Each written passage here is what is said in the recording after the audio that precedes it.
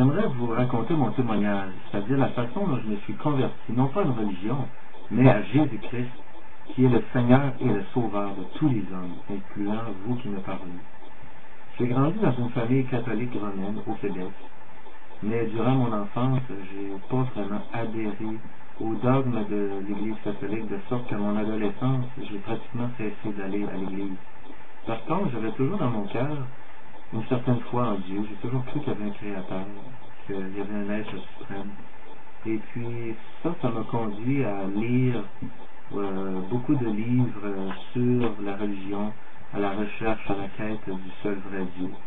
Ça m'a conduit à lire des livres comme le Coran, le Bhagavad Gita et la Bible aussi, et aussi plusieurs livres sur la réincarnation, le yoga, etc.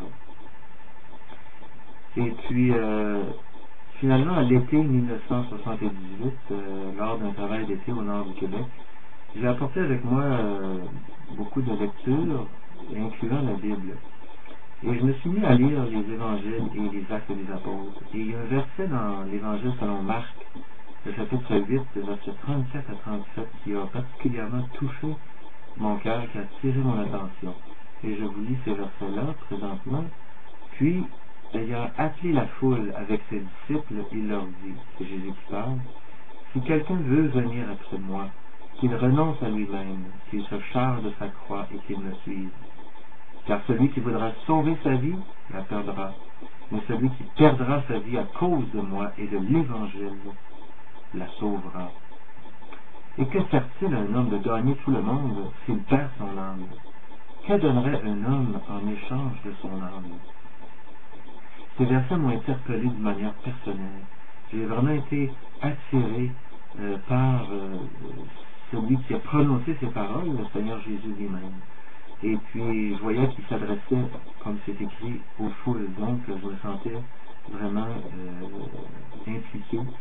Et le Seigneur disait, ou il dit, si quelqu'un veut venir après moi, alors ça me faisait poser de sérieuses questions. Est-ce que je veux vraiment, est-ce que je voulais vraiment suivre le Seigneur Jésus? Est-ce qu'il m'intéressait vraiment ce personnage-là? Et pour le suivre, c'est écrit qu'il faut renoncer à soi-même, renoncer à notre volonté, renoncer à ce que ce soit nous qui soyons le maître et le roi et le Dieu de notre vie. Et de se charger de sa croix. C'est pas une croix littérale, c'est pas un pendentif, mais vraiment ça veut dire accepter d'être rejeté, d'être persécuté, d'être insulté pour le nom du Seigneur Jésus, juste parce que je suis chrétien. Et c'est de cette façon-là que c'est écrit qu'on peut le suivre. Parce que si on veut sauver notre vie, on va la perdre. Autrement dit, si on veut vivre notre vie à notre façon, on va la perdre. Mais celui qui perdra sa vie pour le Seigneur, pour la bonne nouvelle, c'est écrit, on va la sauver. Alors, c'est-à-dire abandonner notre vie, lui remettre notre vie, c'est ça, la manière de sauver notre âme. Parce que qu'est-ce que ça fait à un homme de gagner tout le monde s'il perd son âme? Qu'est-ce que ça donne de vouloir gagner des millions? Qu'est-ce que ça donne d'avoir du pouvoir dans ce monde, de vouloir être grand, avoir une grande renommée, si en bout de ligne je perds mon âme? Et que donnerait un homme en échange de son âme? Je ne peux rien donner en échange de mon âme. Autrement dit, il n'y a rien dans ce monde, il n'y a aucun bien matériel, que ce soit les plaisirs, que ce soit la puissance, le pouvoir, qui peut racheter mon âme. Ce n'est pas mes bonnes œuvres non plus, ce n'est pas ma religion, il n'y a rien que moi je peux faire pour racheter mon âme. Dieu a pourvu au rachat de mon âme dans la personne de Jésus-Christ. Hein, celui qui a donné sa vie pour nous, pour chacun de nous à la croix. Il a versé son sang à la croix. Et le troisième jour, la Bible dit, il est ressuscité d'entre les morts. Voilà le prix de notre achat pour chacun de nous. Alors,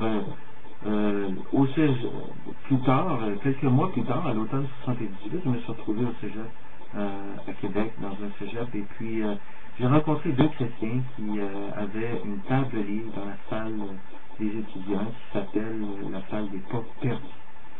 Et puis, je me suis approché pour voir les Bibles, les différents pamphlets qu'ils avaient sur l'Évangile.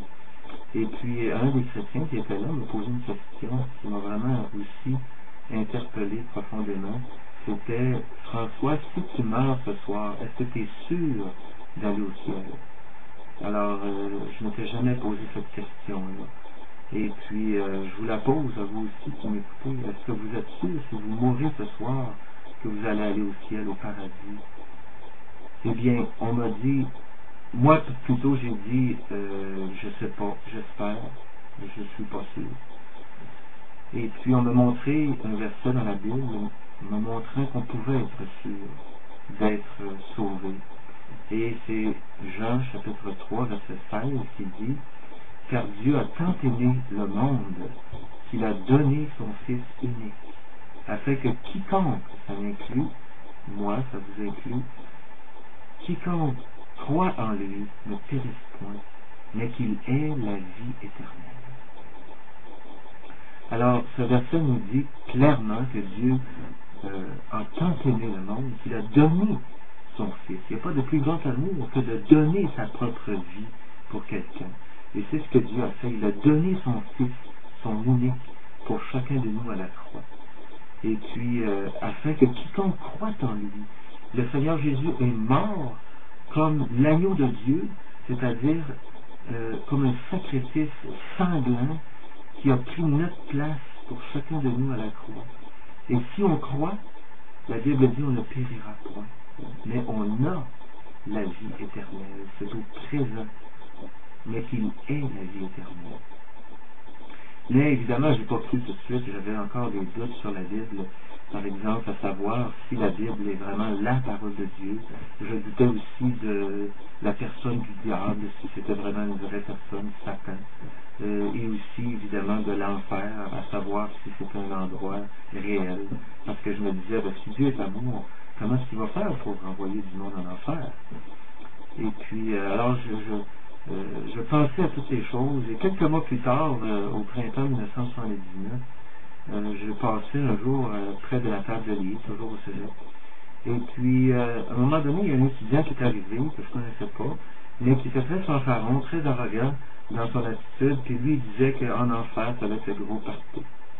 Et puis, un des chrétiens qui était là, il a pris la Bible, et puis tout ce qu'il a fait, il a répondu à toutes ces questions, ces arguments, avec des versets de la Bible. Et puis, il lui a demandé de simplement lire dans la Bible les réponses ou les versets en rapport avec ces questions. Et puis, au bout de 45 minutes, l'étudiant est reparti sans dire un mot, la tête basse. Et c'est ce qui, pour moi, m'a convaincu que la Bible est vraiment la parole de Dieu. Pas le Coran, pas la Bhagavad Gita des hindous, aucun autre livre des religions. Parce que j'avais justement ces doutes-là, mais là, je savais que la Bible, vraiment, est la vérité. Et puis, les choses se sont mises en place, évidemment. C'est là qu'à ce moment-là, j'ai vraiment été convaincu que j'étais perdu. J'étais un pécheur, ça je le savais, mais que j'étais un pécheur perdu qui s'en allait en enfer si je mourais à cet instant-là.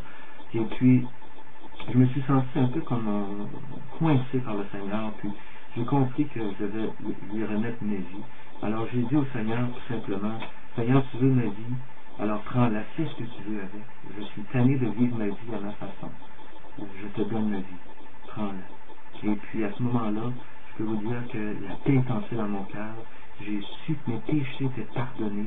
C'est comme un fardeau qui était tombé. Et puis, je savais maintenant que j'étais un enfant de Dieu, que j'étais né de nouveau, comme le Seigneur dit aussi dans Jean chapitre 3. Il faut naître de nouveau pour entrer dans le royaume de Dieu. Et puis, ma vie a donc, à partir de ce moment-là, de ce temps-là, a été transformée jusqu'à aujourd'hui. Et puis, j'avais maintenant un goût pour la parole de Dieu, un goût pour être avec les chrétiens, un goût de vraiment grandir dans ma foi, de partager ma foi. Aussi, quelque temps après ma conversion, je me suis fait baptiser par immersion totale dans l'eau, comme la Bible nous le dit aussi. Alors, je vous invite vous aussi à vous repentir et à croire au Seigneur Jésus avant qu'il soit trop tard. Christ est mort pour vous à la croix, il est ressuscité. Et ce n'est que ça qui va vous sauver, la foi en Jésus-Christ. Venez à lui avant qu'il ne soit trop tard.